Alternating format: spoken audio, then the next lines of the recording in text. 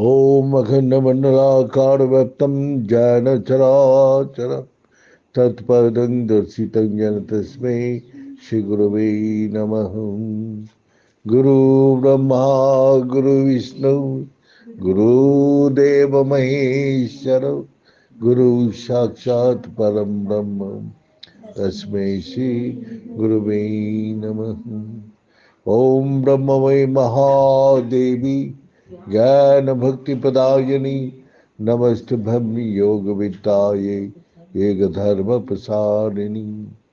ओम सृष्टि स्थिति विनाशनाणम शक्ति भूते सनातनी गुणाश्रय गुणमयी नारायणी नमोस्तुते।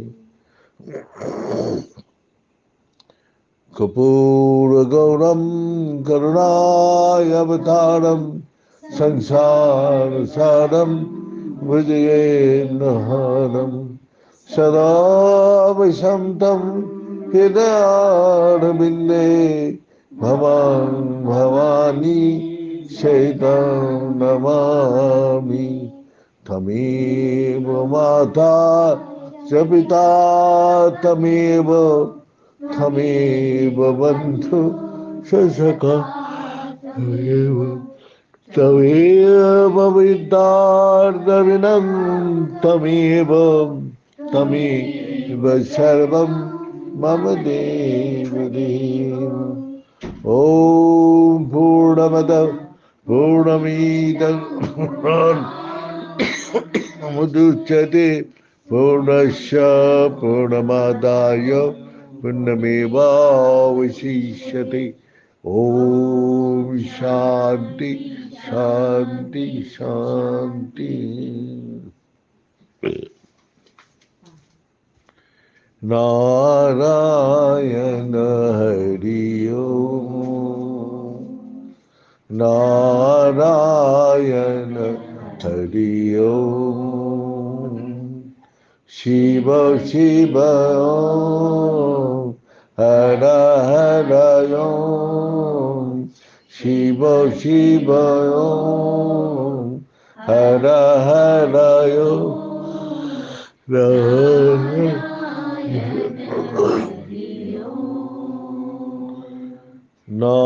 नारायण हरि ओम परमात्मा अंतर्गामी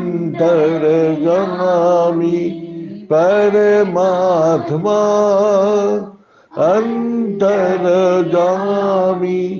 परमात्मा अंतर्गामी परमात्मा अंतर्गामी नारायण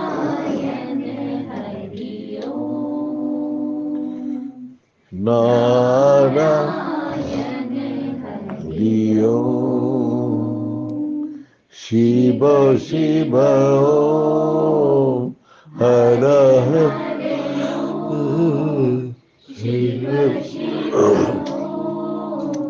हर हर ओम नारायण हरि ओम नारायण हरि ओम नारायण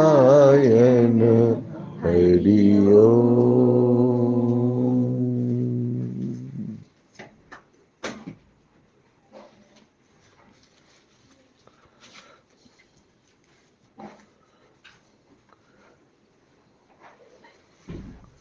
ओम ब्रह्ममयी महादेवी ज्ञान भक्ति प्रदायिनी। तो आज हम लोग कोई भी महापुरुष को देखता हूं जो विशाल रूप धारण किया हुआ है, उसके पीछे दैविक शक्ति है। बिना दैविक शक्ति बिना वो ज्यादा आगे जा ही नहीं सकते। हम लोग ये दैविक शक्ति को प्रमाण स्वरूप दिखाई देते हैं। राम कृष्ण परमहंस जी उस समय अवतार पुरुष, लेकिन सभी उसको एक पागल, एक मूर्ख बोलते थे। लेकिन स्वामी विवेकानंद गया तो उसने इतना सरल भाव से उत्तर दिया जो विवेकानंद को वो विश्वास आ गया। कैसे? जैसे उसने पूछा, आप माँ माँ करते रहते, पागल का माँ भी दुनिया बोलती है, अब माँ को देखा है? हम लोग ने देखा क्या? मैंने उससे बात भी करता हूँ। तो अपने घर में जाती है तो माँ को साथ बात नहीं करते, तो घर से बाहर से पुकारती है तो बाहर से क्या माँ को दिखाई देते हैं? तो बाहर से तो दिखाई नहीं देते, लेकिन तो विश्वास से पुकारते, माँ अंदर है, माँ घर का अंदर है, तो विश्वास से पुकारते, माँ दरवाजा खोलो। कोई आदमी बोलते तू पागल है, तेरा माँ कहाँ है, यहाँ बाहर कहाँ दिखाई दे रहे? तू बोले दुनिया पागल है, मेरा माँ तो अंदर है। आवाज होती ही दरवाजा खोल देगा, तो खुलती ही तू उससे बात करने लग जाएगा। इसी प्रकार उसको विश्वास आया। लेकिन अहंकार ऐसा एक चीज है, उस विश्वास को भी अपना पार कर देते। तो उसने बोला, आप मेरे को अनुभव करा सकते हैं? तो उसने उसका ऊपर हाथ दिया। हाथ देती उसको एक अलग से जगत में चला गया। बोलते, मैं ठाकुर मेरे को छोड़ दो, मैं कहाँ जा रहा हूँ? चंद्रमा, सूरज, आसमान, तारा, नक्षत्र सबको पार करते हुए जा रहा हूँ, मेरा को छोड़ो। मेरा माँ है, मेरा भाई है, मेरा ये है। तब उसको छोड़ दिया। बोले क्या देखा? बोले ये जादू है न क्या है? तब भी वो अपना मान नहीं पा रहे। ये चमत्कार दिखाया, कैसे दिखाया? ये तो आश्चर्य है। अब उसने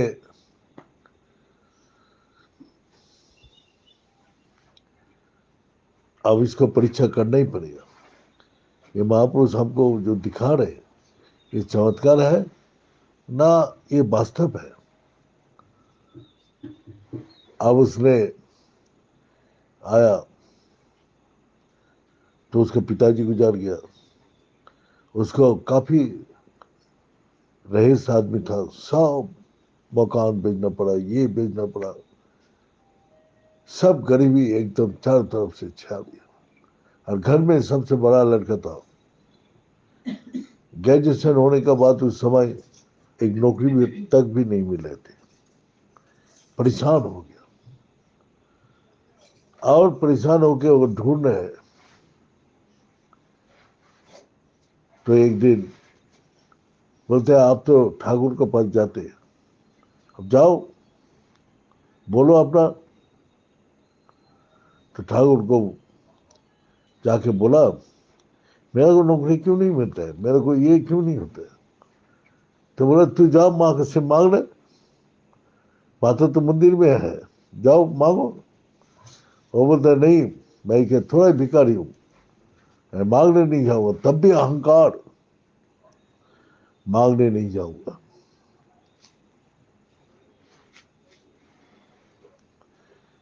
तो ठीक है, कोई बात नहीं।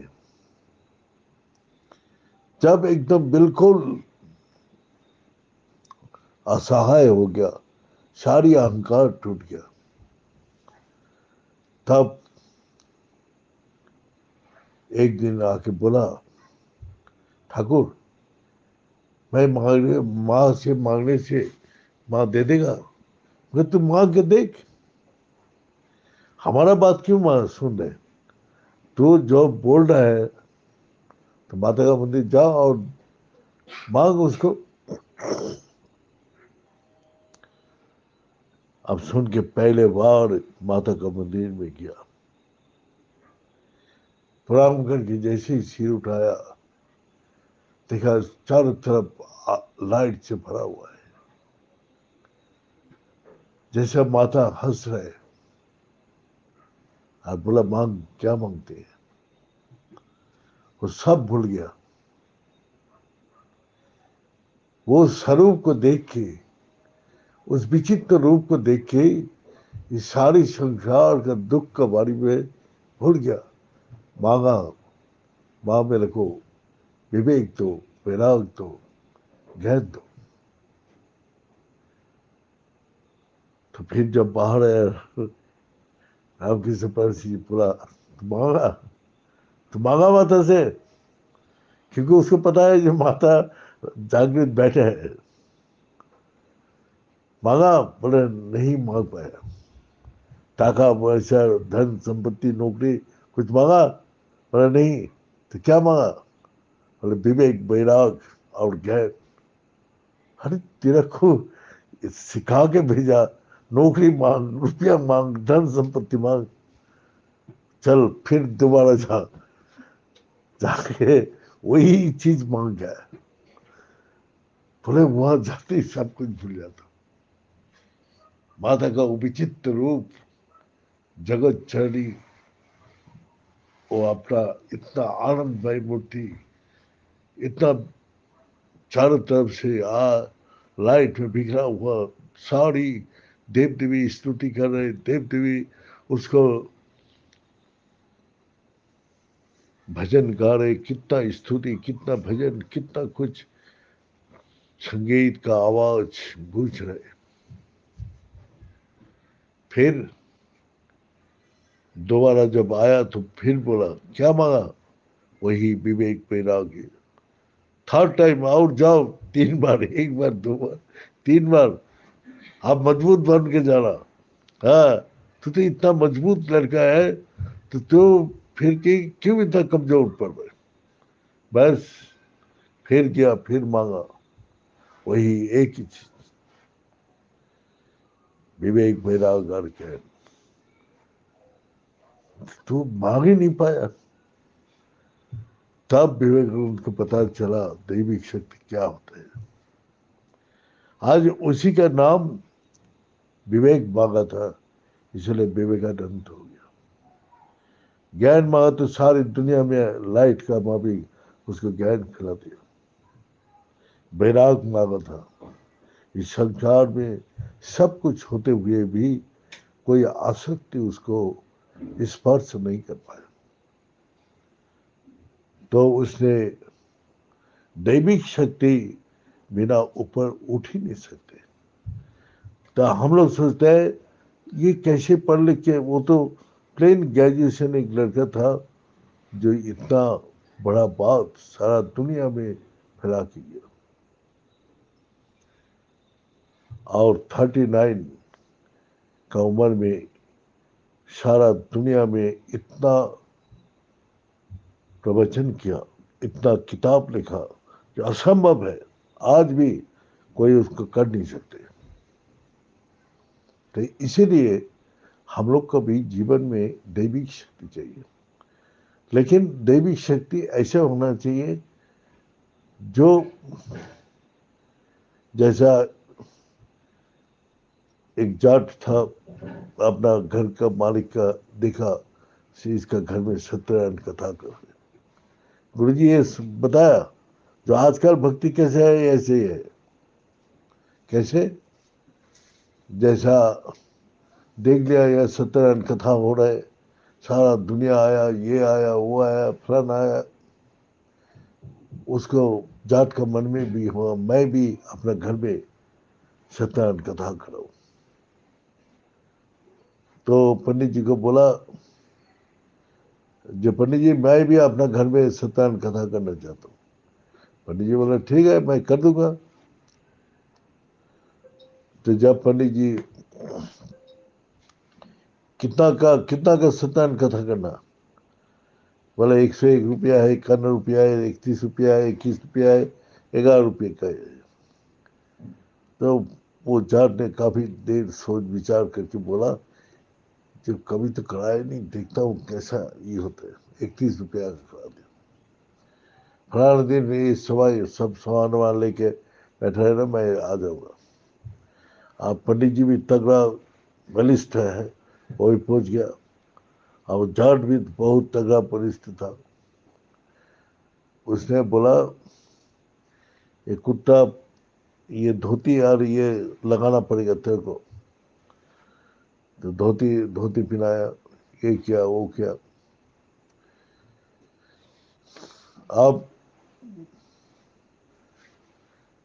जट को बोला, जो मैं बोलूंगा वही मंत्र तू बोलते रहना मेरा साथ। तो उसे धोती, अब उसे बोल रहे बैठ।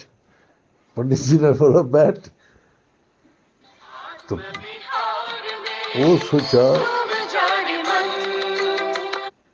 वो सोचा मंत्र पाठ शुरू हो गया। वो भी पंडित जी को बैठ। पंडित जी बोला बेवकूफ कहेगा, बेवकूफ कहेगा। एक थप्पड़ लगा, वो बोले एक थप्पड़ लगा। हाँ, तो मेरा उसने उसने उसको पकड़ के नीचे गया, वो उसके नीचे गिरा। बहुत देर तक लड़ाई होने के बाद बाद पंडित जी बोला, जो बहुत हो गया, मेरा दक्षिणा से मैं। तो जाट बोला पंडित जी बच गया 31 रुपया, 31 रुपया का मैंने सत्य कथा करके बच गया। अरे 101 का करते तो यही है जो हम लोग का कोई भक्ति का पता ही नहीं है। हम भक्ति करने जाते तो पहले जानकारी करो। तो इसीलिए विवेकानंद जो भी कुछ किया है वो जान के किया। तो उसका बचपन में स्वभाव क्या था, उसको मम्मी एक बार बोला था, वो बहुत रईस आदमी था, तो उसके घर में हुक्का पीने का आदत था। तो एक एक टाइप का हुक्का, कम से कम 20-25 हुक्का था। कोई मुसलमान भी आता था, कोई एक क्रिश्चियन भी आता था, कोई अपना नीचे कौम का आता था, जो कोई वैसे कोई ब्राह्मण, कोई कुछ आता था। अलग अलग जात का अलग अलग हुक्का था। तो उसने बोला, विवेकानंद का एक मम्मी बोला, ये एकदम हुक्का में मुंह नहीं लगा तो जात चला जाएगा तेरा। विवेकानंद उसका लॉजिक ढूंढता है, जो देखता हूँ जात कैसे जाते हैं। उसने सारे हुक्का को उसके मन में क्या करे तू है, तू बोलते हैं हुक्का पी के देख रहा हूँ जो जात जाते कि नहीं जाते। हाँ, तो ये था उसका युक्तिवादी। हाँ, तो उसको मैंने शुरू से, जब तक वो जान नहीं पाएगा तब तक उसने कुछ किया ही नहीं। और अंतिम अवस्था में बोलते राम कृष्ण परमहंस जी, जो राम वही कृष्ण, इस देहो में राम कृष्ण। तो उसने शरीर छोड़ने का टाइम भी दूर से खड़ा होकर विवेकानंद पूछ मन में सोच रहे, जो ये क्या अवतार पुरुष है। हाँ, ये राम और ये कृष्ण वही राम कृष्ण है। तो उस टाइम दूर से खड़ा होकर मन में सोच रहे थे। तो तब उसका पहला नाम था नरेन। नरेन, अभी भी तो डाउट है। उस टाइम भी मरते जा रहे तब भी बोल रहे, तो अभी भी डाउट है। अभी भी मैं वही बोल रहा हूँ जो पहले बोला था, जो राम वही कृष्ण हूँ मैं, राम कृष्ण, इस देह में राम कृष्ण है।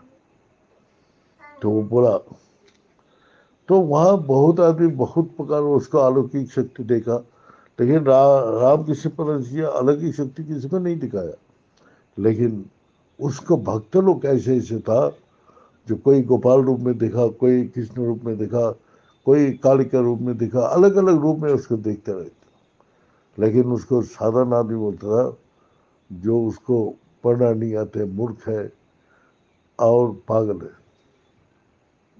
तो यही हमारा आसपास वाला, पर ये धर्म का आचरण ना जानते हैं ना करते हैं, ना वो ज्ञानी मान लेते हैं, अहंकार से वो धर्म से बहुत दूर चला जाते हैं। और वही गुरु जी हम लोग को बोला, जो एक पुलिस ऑफिसर गया अपना महर्षि रमन का आश्रम में गुरु बनाने के लिए। तो महर्षि रमन जी अपना एक अंगोछा लगा के अपना बेड़ा बांध रहे थे धागा से, ये रस्सी से। तो उसने उतार के, पुलिस का दिमाग तो वैसे ही होते, तो उसी को पूछा, रमन महर्षि को पूछा,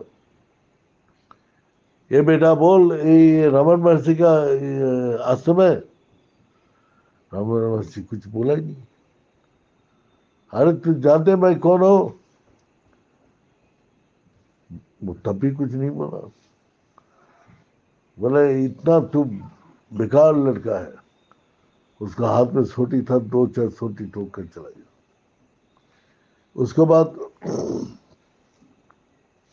अंदर जब गया तो पूछा, हम गुरु जी से मिल रहे हैं, महर्षि रमन जी से।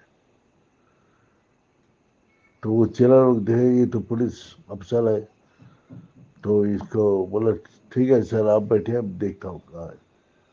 तो बाहर वो बेड़ा जो बन रहे थे अंगोछा लगा के, बोला वो है। बोले भाई तुम उसको आपकी लाठी तो क्या है? और वही पुलिस ऑफिसर, वही सत महापुरुष, इतना बाहर जिसका इतना नाम, इतना जिसको हम किताब पिया पढ़ा, उसका महिमा इतना आ रहा, मैं उसको पहचान नहीं पाया, उसको ही लाठी तो क्या। पुलिस ऑफिसर जाके माफी मांगा। बोले जो गुरुदेव मैं अनजान से आपको जान नहीं पाया, अपना हमारा गलती आप माफ कीजिए। बोले क्या गलती किया तूने? वो महर्षि रमन जी पूछ रहे तूने क्या गलती किया? तो बोले जो आपको दो चार लाठी टोकी किया, हाँ आपको पहचान नहीं पाया। तो उसने बोला तो बर्तन खरीदने जाते हैं तो बजा के देखते कि नहीं, जो फटा हुआ छेद वाला बर्तन तो आवाज ही अलग होता है।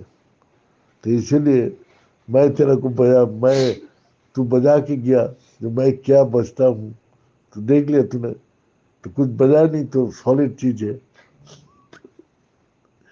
तो पुलिस ऑफिसर बोला बस तू बता, पुलिस ऑफिसर होगा, गुरु चेला बनाएगा या चेला गुरु बनाएगा?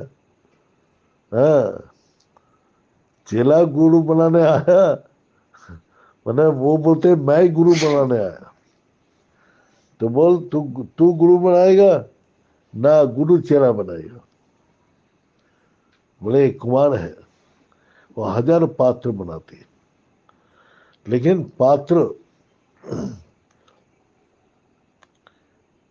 वो अलग अलग रूप, अलग अलग आकार होते हैं, हाँ? लेकिन हजारों पात्र मिलके एक कुमार बना सकते हैं। बच्चे एक महापुरुष बनते हैं तो हजारों वो भक्त को शिक्षा दे सकते हैं, लेकिन हजारों भक्त बन के एक सत महापुरुष को सृष्टि नहीं कर सकते। तो इसीलिए बोला हजारों पात्र बन के कुमार को नहीं बना सकते, कुमार हजारों पात्र बनाते। तो पात्र कब वो अपना योग्य मानती हैं, तो वही बोले पहले उसको काट के लाते, फरवा से काटने का चोट लगते हैं। जो हमारा संसार में आसक्ति, मोह, माया, अज्ञानता, अहंकार सब रहती है, और उसको भक्ति कराने के लिए उसको मन को वहां से काट के भगवान में लगाना है, हाँ? तो काट के लाते, तो काटने का वो चोट उसको महसूस होती, फिर लाके उसको अंदर जो डेला है वो हथौड़ा से उसको चूर चूर कर देते। उसका अहंकार अहंकार को वो हमर से मार मार के चूर चूर कर देते। जब एकदम चूर हो जाते तो पानी डालती, पानी माने उसको जो भगवान का ये ज्ञान उसमें देती, भक्ति का रस। तो वो पानी जब सिक्त हो जाते तो पैर से कुचालती है, पैर से कुचाल के मिट्टी जब इतना नरम हो जाते, जिधर घुमाओ उधर घूम जाते, तब वो पात्र बनाना शुरू करते हैं। किसी का हंडी बना दिया, किसी का कलश बना दिया, किसी का सुराही बना दिया, किसी का मटका बना दिया। अब पात्र तो बन गया लेकिन कच्चा है, पानी रखने से गल जाएगा और आग में बैठाने से वो फूट जाएगा। तो कच्चा विश्वास भगवान का भक्ति नहीं कर सकते, वो गल जाएगा नहीं तो फट जाएगा, वो आगे नहीं जाएगा। इसीलिए कुमार क्या करते, उस जो मिट्टी में पानी रहते वो धूप में सूखने देते और उसका अंदर से धीरे धीरे धीरे धीरे सारी रस को खींच देते। तो वो क्या करते, भक्त को अपना सत्संग में भेजते। सत्संग का अंदर उसको जाते हुए जितना भी भ्रम है उसका सब भ्रम को धीरे धीरे नष्ट कर दे। और उसके बाद जब सूख जाते तो फिर उसको आग का गोला में डाल दिए। आग का गोला में जो निकाल के आते हैं, जो फट गया फूट गया वो तो और पात्र नहीं बन पाया, लेकिन जो पात्र बन के आया वो पात्र अपना पानी रखो तब भी गलेगा नहीं, आग में रखो तब भी फटेगा नहीं। तो ये विश्वास है, जो विश्वास किसी भी परिस्थिति में बदलते नहीं, वो विश्वास ही भगवान का भक्ति कर सकते हैं। अनुकूल प्रतिकूल कोई भी परिस्थिति में जब उसको आते हैं तो उस अवस्था में जब उसका विश्वास टलमलाते नहीं, तो उस विश्वास को पूर्ण रूप से पक्का बांध के रखते हैं। पक्का विश्वास होना चाहिए, तो फिर उस विश्वास ही उसको सब कुछ प्राप्ति करा देते।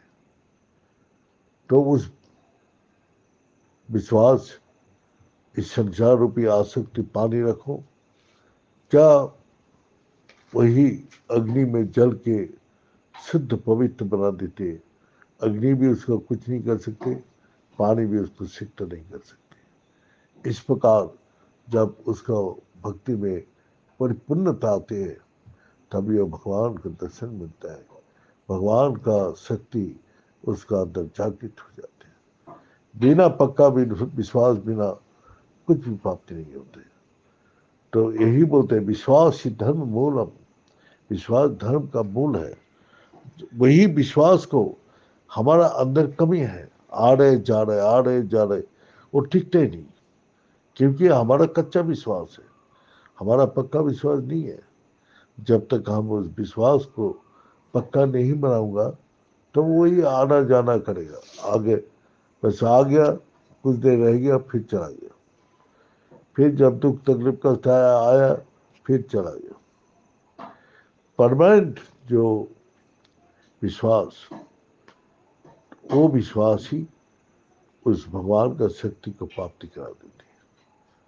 तो इस कारण से हम लोग का, जैसा गुरु जी ने सबको मंत्र देके जाते हैं, तो बीच मंत्र तो वही सत महापुरुष सब भक्त को तो वो बीज देके गया। तो बीज देके गया, 3 गांव में 3 भक्त आया, अब 3 भक्त को बीज दे दिया। जो इस बीज को अब लोग काम में लगाओ। हाँ? अब एक ने सोचा गुरु जी देखी क्या, ये बीज हम पुडली बन के एक किनारे में फेंक के रख दिया। एक ने वो बीज को थैले को अपना उसी को पूजा पाठ करते रहे, वो बीज में पानी डालते रहे, वो सब कुछ बीज को अंदर जल के वो गल के सड़ गया। और एक आदमी आया था जो बीज को ले जाके खेत में बोया। खेत में बोने के बाद उसको अभी 10 बोरी गेहूँ मिला, फिर उसने बोया 100 बोरी मिला। ऐसे करते करते वो उसको जितना घर में अभाव कष्ट दुख तकलीफ था सब अनाज बेच बेच के वो धनी बन गया। उसको उसके पास गाड़ी बाड़ी मकान सब कुछ हो गया। तो गुरुदेव आया 12 साल बाद। अरे तेरे को बीज देखी क्या क्या क्या, बोलते वहां का वहां पड़ गया, इसीलिए उसको और कुछ भी प्राप्ति नहीं हुआ, वो दुखी दुखी रह गया। और जो बीज को गला दिया वो दुखी और भी दुखी हो गया। और तीसरा को पूछा तू क्या किया, बोले गुरु जी आपका बीज का है कारण आज के धन संपत्ति मकान जो टिक रहे सब कुछ आपको बीज का प्रताप से हमने सब कुछ प्राप्त किया। तो गुरु जी जो बीज मंत्र दिए जाते हैं तो भक्त 3 प्रकार होते हैं, तमोगुणी रजगुणी और सत्वगुणी। तो वही है जो गुरु जी देख ही गया कि इसको काम में लगाओ, तो एक ने काम किया नहीं, उसने विपरीत सोच दिया, गुरु जी इसको ऐसे ही रखने के लिए बोला, वो अपना बुद्धि से। और वो रजगुणी अहंकार अपने बुद्धि से सोचा इसको ऊपर पूजा करो, और वो बीज खराब हो गया। और तीसरा जो था वो सत्वगुणी था, उसने उस बीज को बोला इसको बो और इससे अनाज उत्पन्न करो। तो बीज को अपना व्यवहार में लाया, तो व्यवहार जो किया वही फल फूल होगा। और जो व्यवहार नहीं किया, जो सटीक व्यवहार नहीं किया, वो गल गया सड़ गया, ऐसा क्या ऐसे ही नहीं गया। तो इसीलिए विश्वास हमारा उस चीज को बढ़ाते हैं, अविश्वास उसको आके रोक देते हैं। तो इस कारण से हम लोग का जो महापुरुष का वचन सुनता हूँ, सत्संग में जाता हूँ, तो वही बात ले जाके पहले ही अपने अंदर पक्का करो, जो हाँ जो बात मैं सुन रहा हूँ ये करना जरूरी है क्या नहीं है। और जब तक विश्वास पक्का नहीं होगा तब तक वो आगे नहीं बढ़ पाएगा। तो इसलिए हम लोग का संसार में 3 शक्ति काम करती है। 3 शक्ति क्या है, ये भौतिक है, दैविक शक्ति है और एक आत्मिक शक्ति है। तीनों शक्ति, भौतिक शक्ति माने ये द्रव्य जितना है, धन संपत्ति ये वो इससे, लेकिन ये भौतिक शक्ति हमको सुख नहीं दे सकते, क्योंकि हम कितना भी सामान इकट्ठा कर लो ये सुख नहीं दे सकते, क्योंकि दैविक शक्ति हमको पता नहीं है जो हमको भविष्य में आने वाला क्या आएगा। हमारा बीमारी आएगा, हमारा माने खेत में लगा हुआ फसल नष्ट हो गया, हमको कुछ भी पता नहीं। तो दैविक शक्ति होने से उसको रोकता है और उसको बचा लेते हैं। जैसे एक्सीडेंट है, हमको पता नहीं है वो कहाँ से कैसे एक्सीडेंट हो जाएगा, कुछ पता नहीं। अब जैसे हम चलते चलते गिर गया और पैर टूट गया, हमको पता नहीं। तो ये सब चीज दैविक शक्ति से उसको बचाते, रक्षा करते। इसीलिए दैविक शक्ति है, आत्मिक शक्ति है, जो दैविक शक्ति, भौतिक शक्ति, आत्मिक शक्ति सबसे बड़ा बल है, जो अनंत कोटि शक्ति उसमें है। तो आत्मा के साथ जोड़ के जो काम करते हैं वही इस संसार में और भी ज्यादा शक्तिशाली होते हैं, और उससे वो सब कुछ इस दुनिया में प्राप्ति करके परम सुख शांति यहाँ ही मिलता है, और आगे भी उसको परम सुख शांति मिलता है। तो इस प्रकार हम लोग का चाहिए, जो भौतिक शक्ति को बचाने के लिए दैविक शक्ति चाहिए। दैविक शक्ति हम लोग पूजा अर्चना जब ध्यान से करते हो, और आत्मिक शक्ति ध्यान से होता है। आत्मा का साथ तो ध्यान ही एकमात्र है, क्योंकि वहाँ मन बुद्धि इंद्रिया नहीं पूछते। इसीलिए वहाँ ध्यान से आत्मिक शक्ति के जो जागृत हो जाते, तो वो तीनों शक्ति को वो कवर कर लेते हैं, भौतिक शक्ति और आध्यात्मिक शक्ति और ये।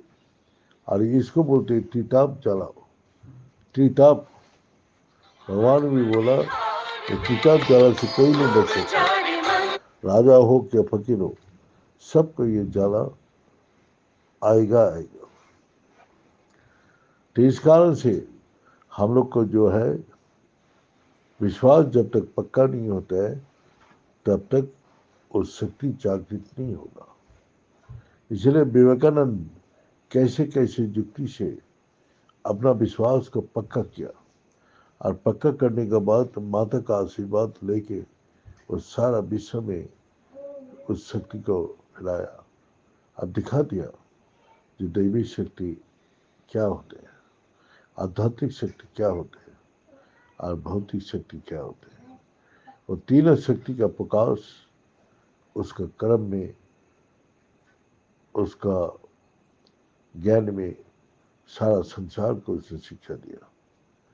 इसलिए हम लोग का बुद्धिमान है, जो हम लोग का भी संसार में रहती हुई ये तीनों शक्ति का सबका लिए जोड़ी है।